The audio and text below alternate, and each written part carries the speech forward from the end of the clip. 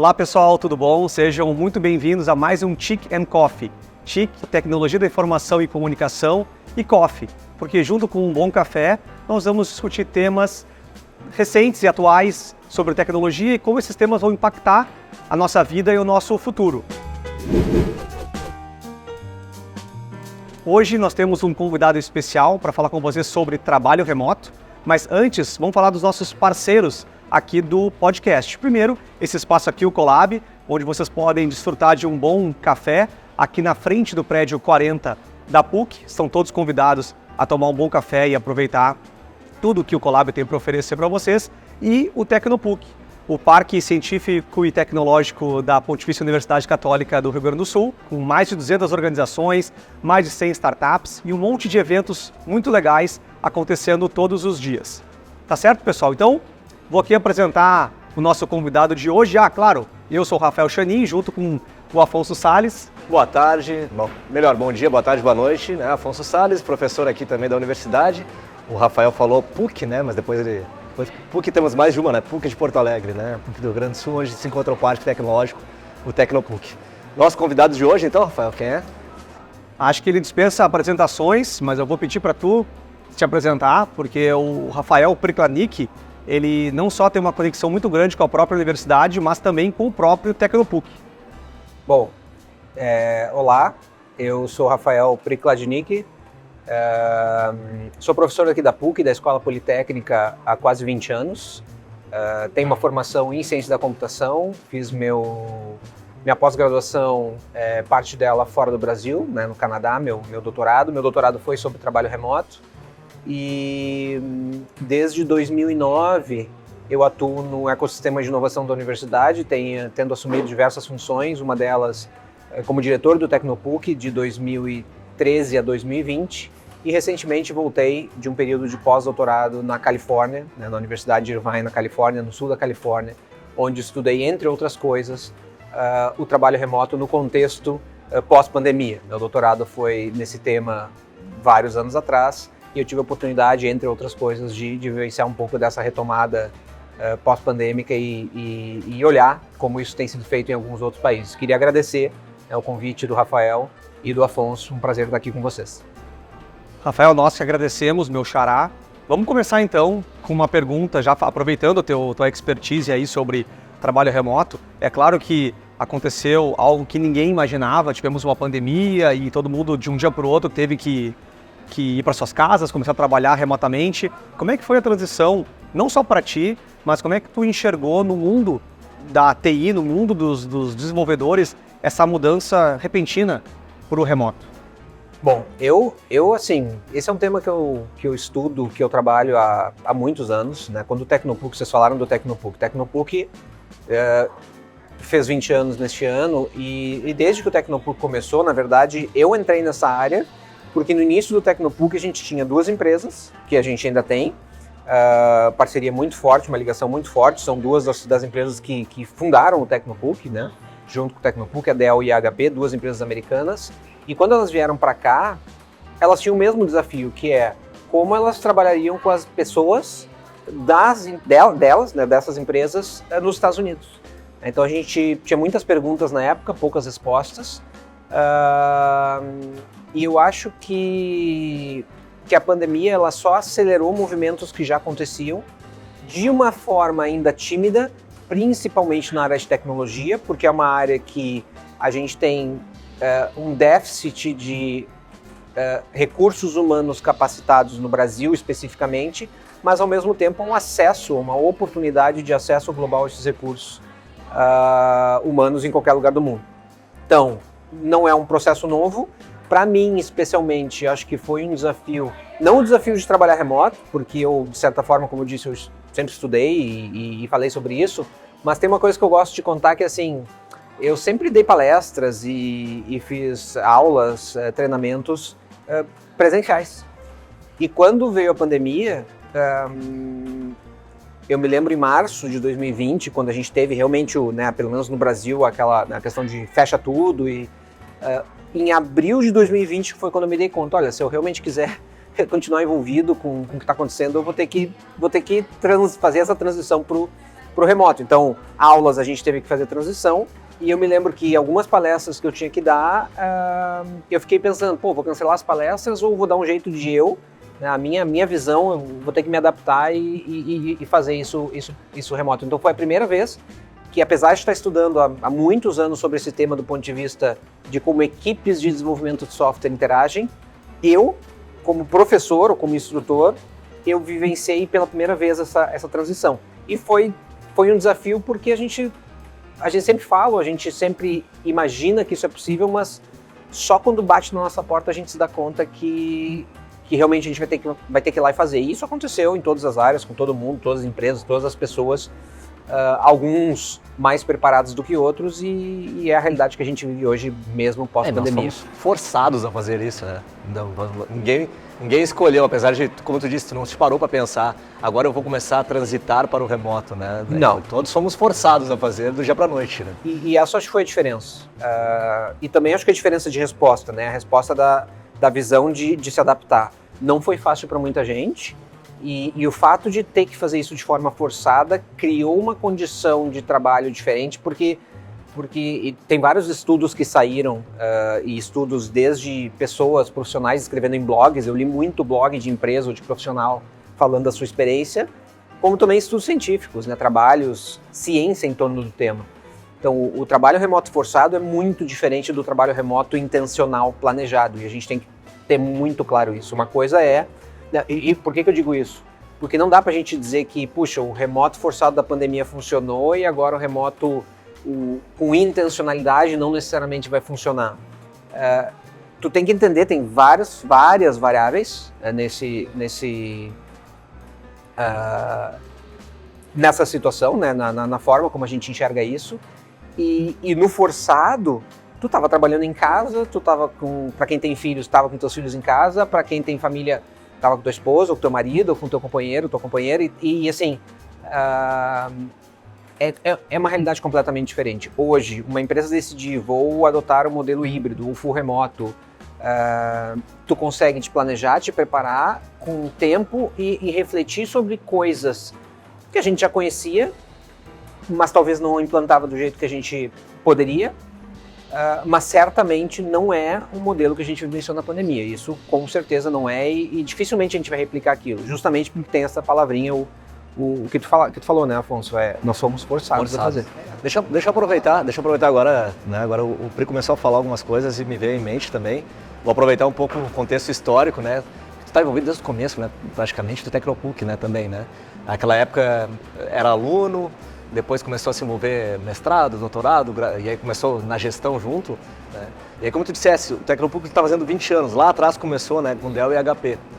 E aí as empresas começaram a pensar, a gente vai abrir uma frente de pesquisa praticamente perdido no mapa, lá no canto, lá no fundo do mapa, né? Estados Unidos e Porto Alegre, a distância, culturalmente é muito diferente. E aí, talvez assim, eu quero trazer essa figura. Naquela época, as pessoas talvez não parem para pensar, né? Hoje a gente tem muita coisa fácil, internet rápida, comunicação rápida, tudo muito ágil.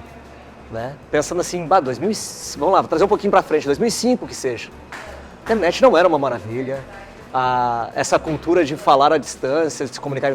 Como é que tu lembra assim disso? Traz um pouco desse contexto pra gente, sabe? Porque provavelmente o desafio era muito grande. Até porque assim, hoje a gente fala, é banal, a gente entra num Zoom, vamos fazer um Zoom. Isso. Se conversa. Até com os alunos, aí, quando a gente está em sala de aula, a gente fala essas coisas, os alunos que nasceram de 2000 para cá, eles não conseguem nem imaginar isso. Né? 2003, 2004, 2005 não era assim, né? Bom, deixa eu ver por onde que eu vou começar. Eu sei, uma pergunta que é ampla, mas... Mas assim, vou vestir dois chapéus aqui, um acadêmico e um mais profissional. Um chapéu acadêmico, os dois artigos que eu publiquei, que são os mais citados até hoje, um foi em 2013 e um em 2010. O de 2003 foi um artigo que é resultado do meu mestrado, e a gente falava de desafios e recomendações para equipes distribuídas, equipes remotas trabalharem.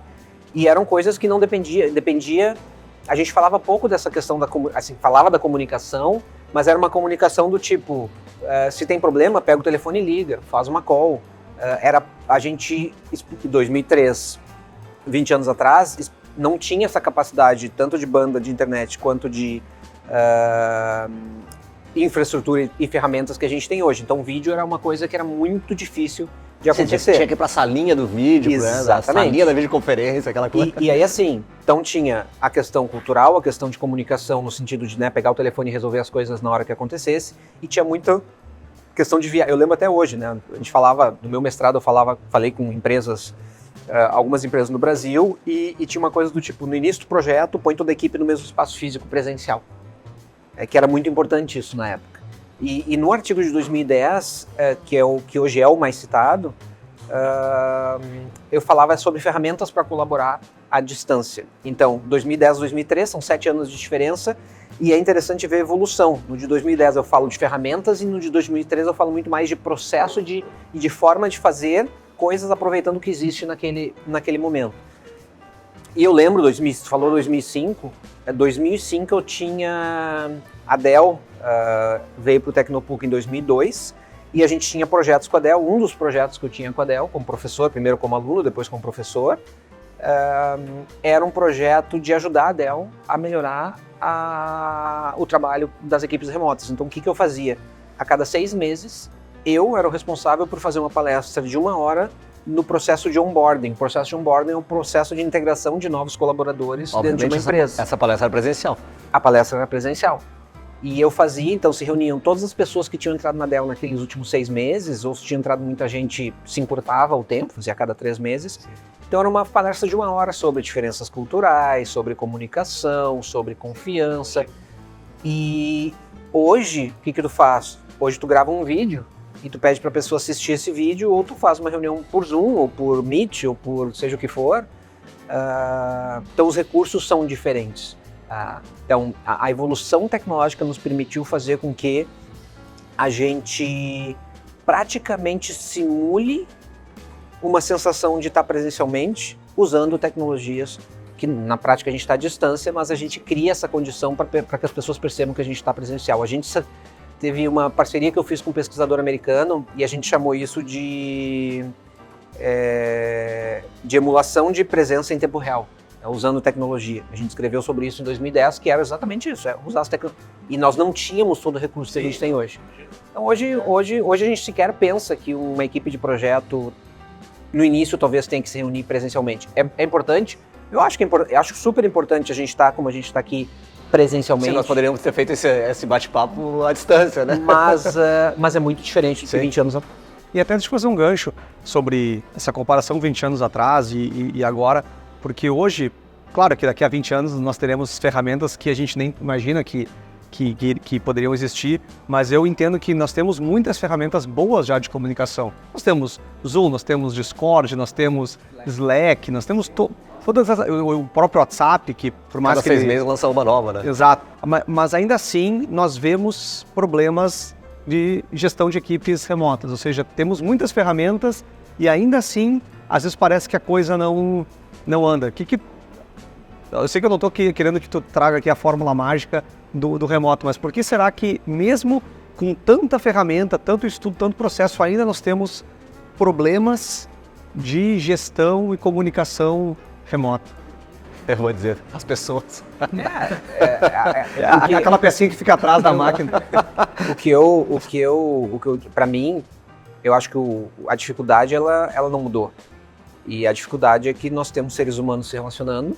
As pessoas, elas têm visões diferentes, têm informações diferentes, elas têm interesses diferentes, tu tem muita política corporativa, tu tem a questão da cultura e a cultura por si só. Eu lembro de um professor um brasileiro que mora nos Estados Unidos, que lá nos primórdios do Tecnopuc também nos ajudou a trabalhar o Roberto Evaristo, que nos ajudou a trabalhar gestão de equipes remotas lá na época, e ele era também um dos precursores desse movimento no mundo, e ele falava sobre cultura, e ele dizia, cultura tem muitas dimensões, tem a individual, tem a nacional, tem a da empresa, tem de tudo, tem a da tua região, do teu bairro, da tua família.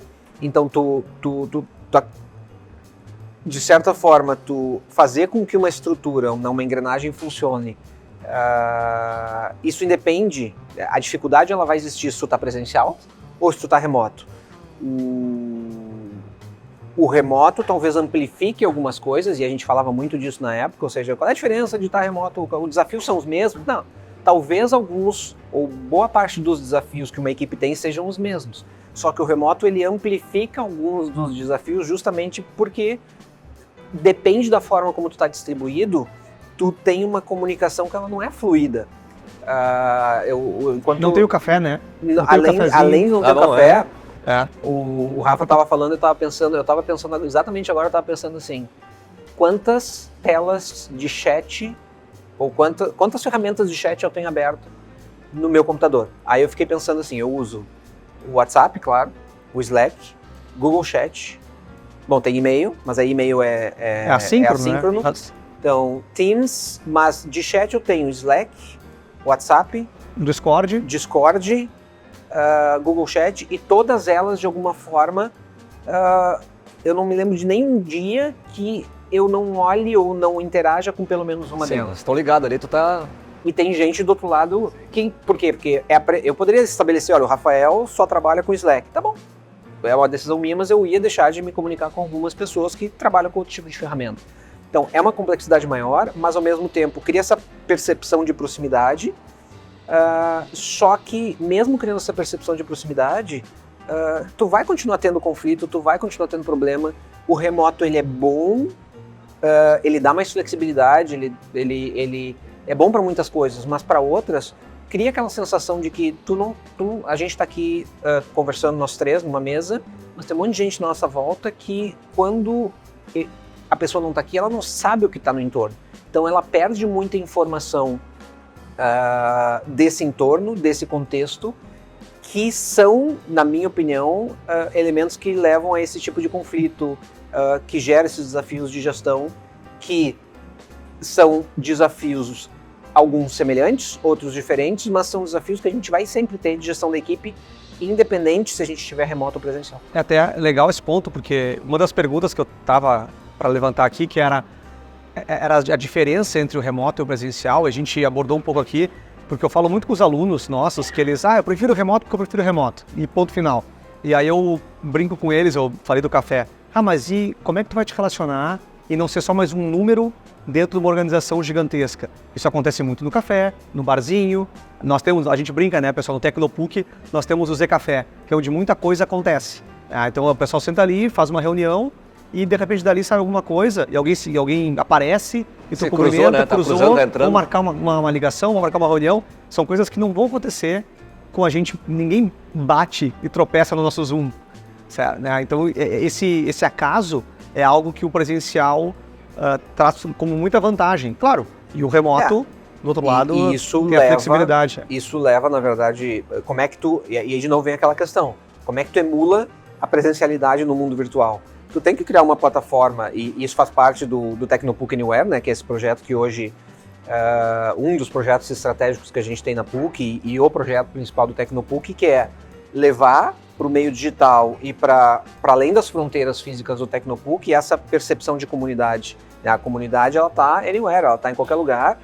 Não vai ser a mesma coisa que o encontro presencial, mas tu não pode simplesmente achar que é só presencial. A gente precisa estabelecer condições para que a comunidade também se encontre no mundo virtual, entender os desafios, desenvolver ferramentas, formas para que isso aconteça. Sim, até porque, como a gente fala, né, não existe fórmula mágica, mas é esse ponto, o remoto com certeza, editor, pode tirar isso depois, pode nos trazer vantagens de flexibilidade ou até de encontrar um talento num lugar que não é o meu local, e isso é muito bom, ou até flexibilidade de tempo também, né, de deslocamentos, mas isso não é o suficiente para de repente ter uma equipe efetiva.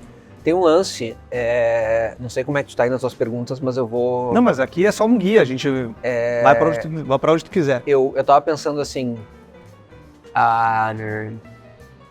com a pandemia a gente fez uma discussão, eu tô pensando nas ondas que a gente viveu. Primeiro era a onda, então, quando eu comecei a trabalhar com equipes remotas, basicamente era só TI e basicamente era um subconjunto de empresas. Isso foi evoluindo, na própria tecnologia da informação, isso começou a crescer, aí veio a pandemia, então todo mundo virou remoto, todo mundo teve que fazer coisas digitais, que é uma outra coisa que não é o foco aqui, mas eu lembro de um caso de um restaurante que não tinha venda por aplicativo, era só por telefone e não tinha nem teleentrega, e ele tinha que girar a chave antes, correndo o risco de falir, ter que demitir todo mundo. E ele basicamente em 2 dias fez o quê? Botou um cardápio em PDF, mandou por WhatsApp para toda a sua lista de cliente, não tinha o restaurante listado em nenhum aplicativo de entrega, mas em 2 dias ele começou a entregar comida. Então, essa mentalidade é que a gente tem que desenvolver cada vez mais. O remoto é só mais uma manifestação disso, de a criar habilidades para se adaptar continuamente. E aí eu queria entrar na questão do híbrido. Então, na pandemia era full remoto, todo mundo remoto. E aí se prometia, ou se dizia, né, ninguém mais vai ocupar espaço físico. Não é o que está acontecendo, mas não é nem um extremo nem outro, não é totalmente remoto e nem totalmente presencial.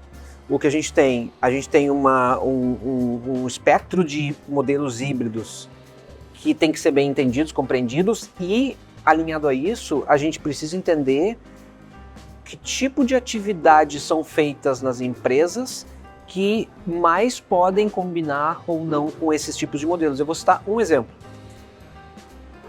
Vamos imaginar 2 tipos de modelos híbridos. Eu tenho um híbrido que eu tenho uma equipe de 20 pessoas, 10 estão totalmente remoto, qualquer lugar do mundo, e 10 estão totalmente presenciais, vão no escritório. Esse modelo é bom? Aqueles 10 que estão presenciais, estão todo dia se vendo, conversando, estão desenvolvendo um relacionamento. Cria uma intimidade muito maior. Que é diferente dos 10 que estão remoto. Mas é um modelo de híbrido. Tem um outro modelo de híbrido que eu tenho das 20 pessoas, as mesmas 20 pessoas, eu tenho 3 dias por semana que as 20 podem estar em qualquer lugar, remoto, em casa, num coworking, e tem 2 dias por semana que aquela equipe tem que ir presencialmente para algum escritório mais próximo de onde ela está. Então eu estou presencial, não necessariamente os 20 no mesmo local, mas os 20 fisicamente próximos uns dos outros. São híbridos completamente diferentes, que vão funcionar para determinadas atividades. Não vai funcionar para vendas, mas vai funcionar para programação, mas não vai funcionar para especificação de requisitos. E quando a gente fala de híbrido, muitas vezes as pessoas acham que não há, na minha opinião, ainda não há, tem muitas perguntas, poucas respostas, e não há ainda uma compreensão dos diferentes modelos de configurações de trabalho que a gente tem. Então a gente põe a régua, o híbrido é isso, então não vai funcionar. Não, mas calma, que tipo de híbrido a gente está falando, onde é que está a tua equipe, e dependendo da decisão que tu tomar, do tipo de híbrido que tu quer fazer, isso pode ser bom ou até limitar o alcance que tu vai ter para contratar as melhores pessoas disponíveis para fazer aquilo que tu quer fazer. Se for pensar, né, a gente, como tu disse, já estudou um tempo essas comunicações remotas, trabalho remoto e tal. Chegamos à pandemia, todos foram forçados a ir para um novo mindset, né? E eu acho que ali nós resetamos muita coisa. E aí daqui para agora, se for pensar, nós estamos engatinhando ainda, né? Tem um modelo híbrido, como tu disse, quando tu começa a pensar aí, tu começa a elencar várias maneiras de híbrido, e talvez tu nem consiga pensar em todas ainda. E aí vai ter uma infinidade de estudos ainda pra gente fazer. Desculpa, Afonso, mas também precisamos quebrar os preconceitos com relação a cada modelo. Sim, porque é híbrido, que tu vai achar, isso não funciona. A gente ouve direto, né? Gente que vamos chamar aqui, não quero chamar mais tradicional, porque não necessariamente isso é bom ou ruim, mas aqui, tradicional no sentido de modelo mais antigo. Eu vou usar uma palavra interna nossa, uma piada nossa aqui, muito retrógrado. Então, a gente, por exemplo, querer que fique sempre presencial, por exemplo, porque entende que só aquele modelo funciona e talvez remoto seja algo que sinônimo de uma mata. Ou outros pensam ao contrário, pensam que dá para ter uma fusão entre os modelos. Então, assim, tem que quebrar um pouco essa mentalidade que eu digo, como tu falou no início, nem 8 nem 80. Tem situações em que o modelo remoto, de fato, pode ser prejudicial à produtividade, que é o próximo tópico que eu queria entrar contigo, que é a produtividade, mas de outras situações pode elevar muito a produtividade.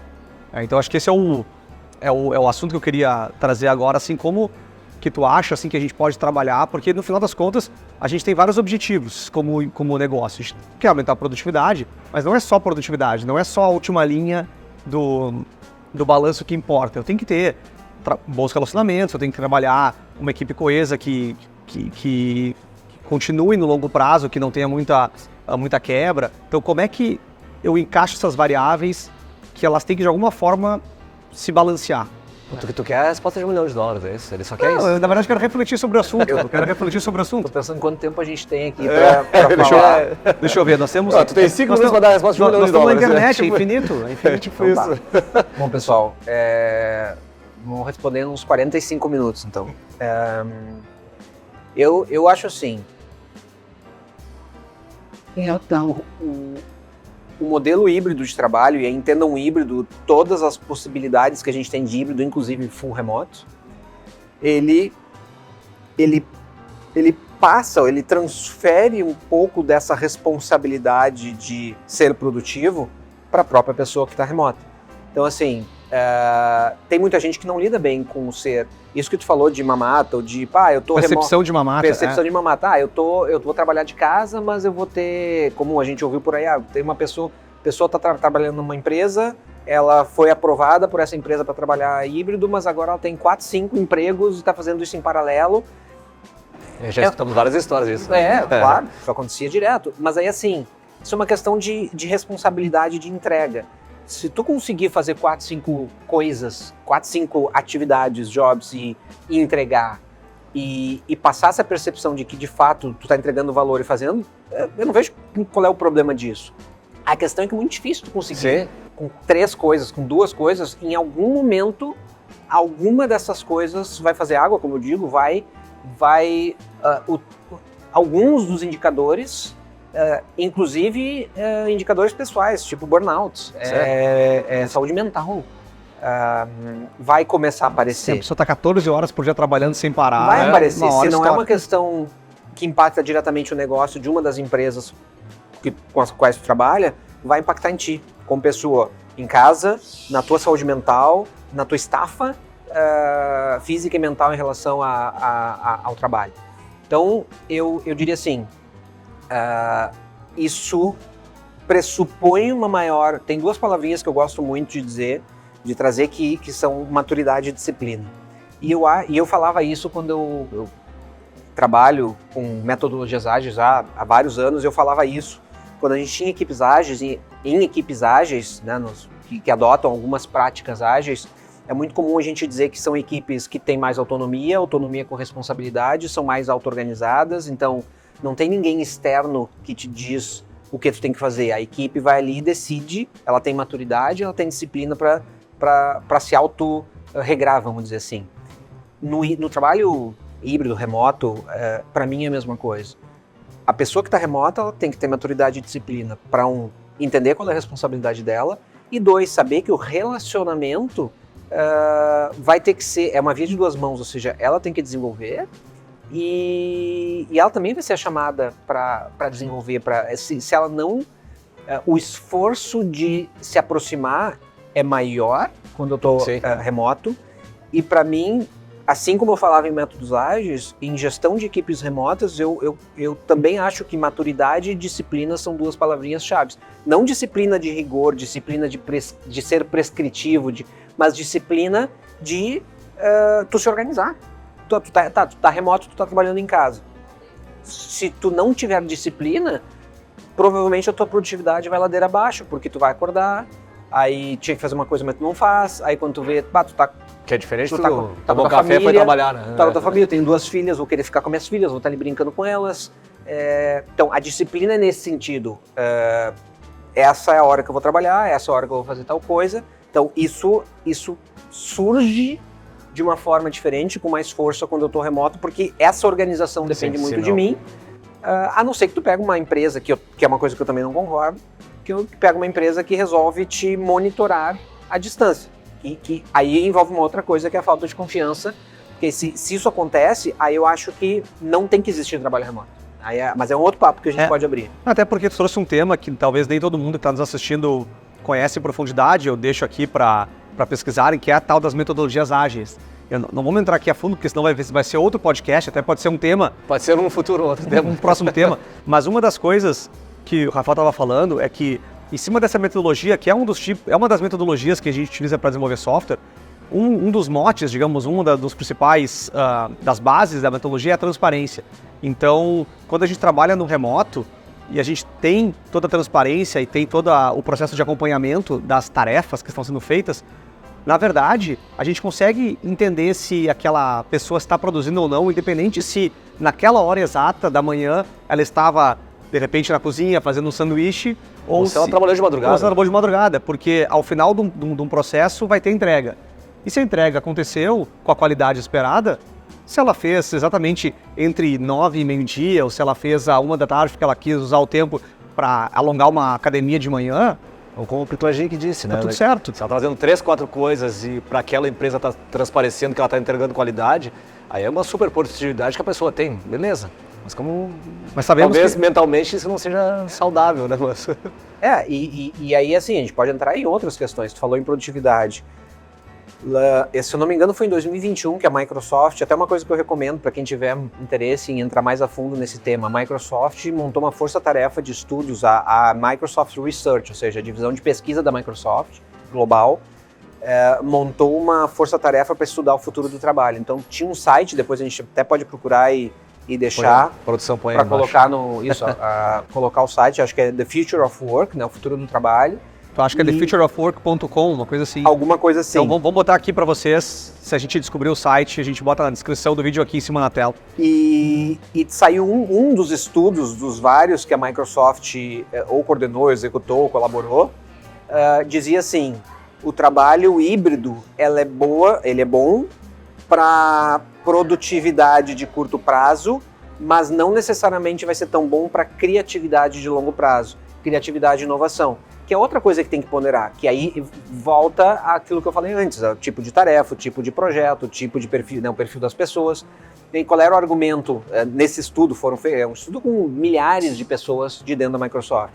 Basicamente a conclusão foi, tu tem uma equipe formada e tu sabe o que fazer, bom, tu pode estar remoto, tu vai ter ganho de produtividade, tu vai ter os melhores em qualquer lugar do mundo para escolher e para trabalhar naquele projeto. Mas se a empresa começa a ter um turnover, né, uma troca, pessoas novas vão entrando, ou vou dobrar o número de pessoas da empresa e eu vou contratar pessoas de qualquer lugar do mundo. Como é que tu desenvolve cultura corporativa, identidade dessas pessoas, vínculo dessas pessoas com propósito, visão do negócio, estando full remoto? Nem todas as empresas conseguem fazer isso, e mais do que isso, se além disso tu tiver que criar coisas novas, para algumas coisas... pela própria natureza. Pegar o exemplo de, vou fabricar um novo carro elétrico numa montadora que só faz carro a combustão. Tu tem que ter uma equipe presencial para criar, tu tem que construir componentes físicos. Então, isso é um aspecto. O outro aspecto é a própria relação das pessoas que estão ali, nem todas se conhecem.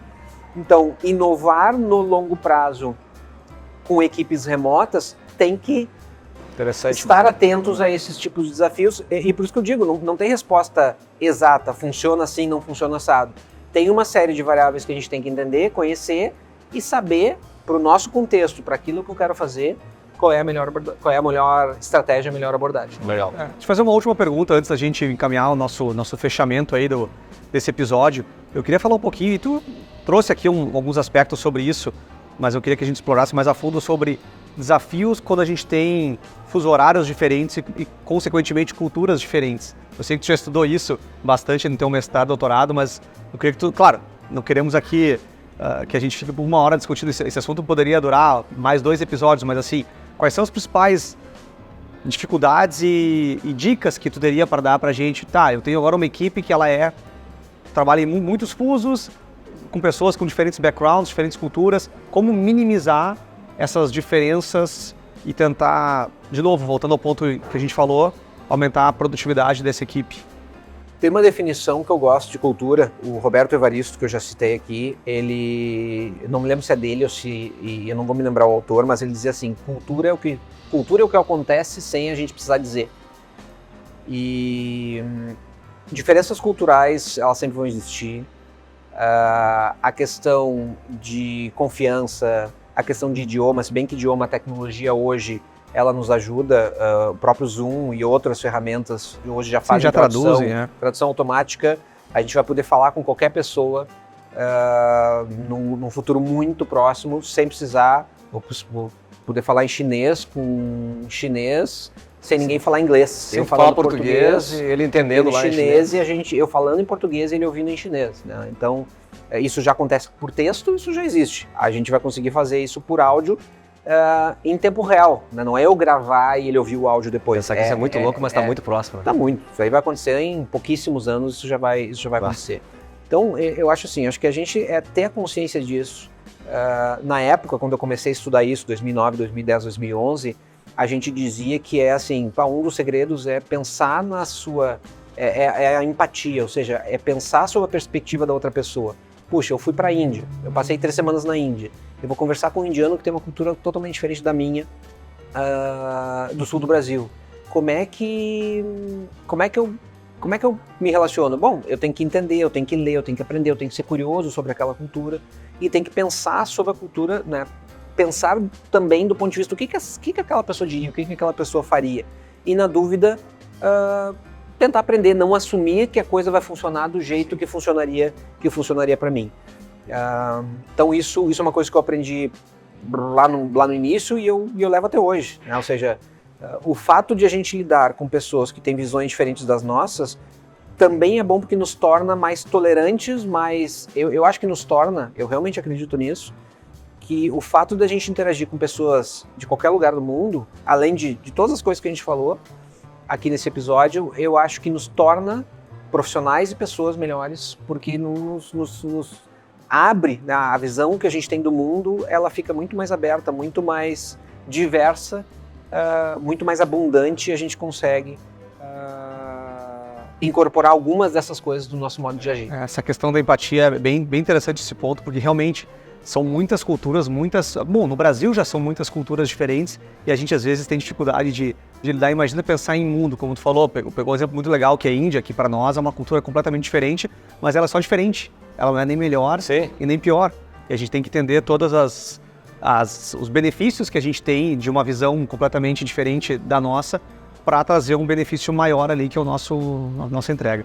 Mas então, vamos partir para o nosso encerramento. Queria pedir uma última palavra, de repente, de Afonso, Rafael, de cada um de vocês, e a gente encerra. Por tudo que a gente discutiu aqui, falou, é legal, o Xerim colocou, né, quando é que a fórmula mágica, não vai ter fórmula mágica, e eu gostei muito da conversa aqui com o Cláudio também, que ele trouxe uma visão, né, que a gente estava discutindo híbrido, remoto, e isso a gente traz no dia a dia, né, na empresa, a gente trabalha e conversa sobre isso, né? O remoto funciona, o presencial funciona, e tem o híbrido, mas aí essa questão de híbrido a gente tem que prestar atenção, né? Híbrido, a gente nem sabe todos os híbridos ainda possíveis e imagináveis que a gente pode ainda interagir, trabalhar e, de novo, são muitas variáveis que a gente tem que estudar e não vai ter, né, uma fórmula mágica para se encaixar em todas, né? Cada equipe, cada projeto, cada particularidade daquela situação vai ter que ser estudada, vai ter que ser vista, como é que vai ser o melhor se encaixar. Então eu acho que é isso, né? Muitas vezes a gente procura a bala de prata, né, para achar o segredo mágico ali que vai resolver tudo, mas não vai ter, né? Então eu acho que com calma a gente está engatinhando ainda nisso e a gente vai descobrir melhores formas de se adaptar e produzir melhor, né? Rafael. Legal. Bom, primeiro agradecer vocês dois. Prazer estar aqui conversando sobre esse tema que, enfim, faz parte da minha trajetória aí, profissional e acadêmica. Eu concordo 100%. Acho que nós não temos respostas para tudo porque os contextos e a complexidade, cada cenário de um jeito, e a gente tem que saber entender qual é o cenário, e eu diria assim, ao invés de tentar buscar uma única resposta ou poucas respostas para diversos tipos de dificuldades, desafios, cenários que a gente tem, eu acho que uma das coisas que a gente precisa fazer é aprender a fazer as perguntas certas. Então, a gente tem que saber que perguntas a gente quer fazer, né? Por que eu quero trabalhar com híbrido? Por que eu quero contratar... porque eu quero contratar pessoas, a melhor pessoa de iOS no mundo, numa tecnologia X neste exato momento. Se essa é a visão, bom, então a resposta vai ser, eu preciso, e essa pessoa vai ser incorporada à equipe, independente de onde ela esteja. Eu acho que um dos nossos desafios é esse, não generalizar, não existe bala de prata, e saber fazer as perguntas corretas vai nos ajudar a ter algumas respostas para aqueles problemas específicos, e entender isso eu acho que é meio caminho andado. Legal, Rafael, mais uma vez, obrigado aí pela participação, Afonso, meu parceiro aí de novo. Obrigado, e vocês que estão nos assistindo, peço que curtam o vídeo se vocês gostaram, compartilhem para chegar em mais pessoas, para que a gente cresça cada vez mais esse nosso podcast. Obrigado e até a próxima.